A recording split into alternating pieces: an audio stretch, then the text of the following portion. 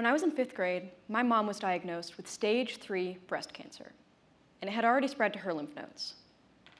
Not only did I have to live through my mom going through chemo and surgeries, I had to learn what a lymph node was. My mom fought hard, and I'm proud to say she won her battle. But ever since then, I've been fighting a battle of my own.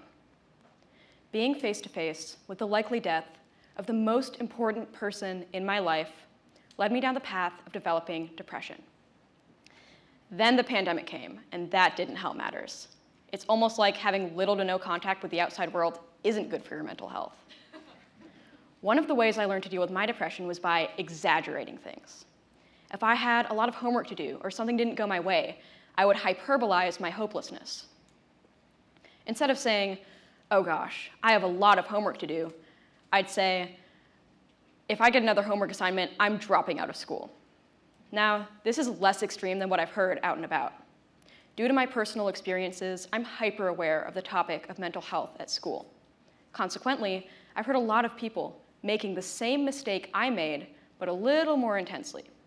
Again, instead of, "Oh gosh, I have a lot of homework to do tonight," they'd say, "I swear, if I get another homework assignment, I'm just gonna kill myself."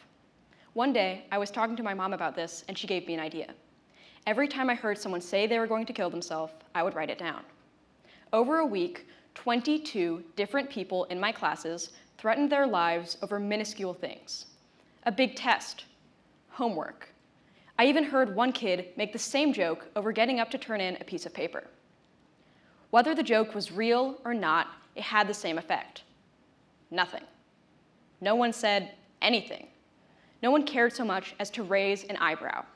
Over the years, hearing so much hyperbolized hopelessness, I started to wonder why no one around us took it seriously. I mean, you only get one life, and the fact that this many kids were threatening theirs over minuscule things was appalling. I fear that when we shrug this off, we prevent suicide from being a real issue. It's become a casual joke that people throw around in their daily life. As a result, it's substantially more difficult to differentiate between people who are actually struggling and someone who just has too much homework one day. Often, it's not suicidality people feel when they make these jokes. Instead, it's the hyperbolized hopelessness that I felt.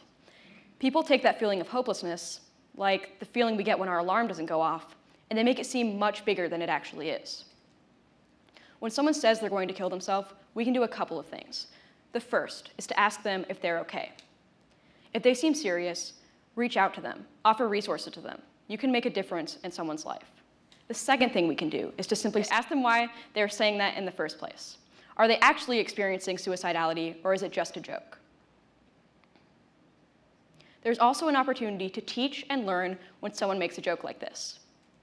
We can educate them on what depression actually entails and why it shouldn't be trivialized, and we can listen to their own experiences and why they didn't know about it in the first place.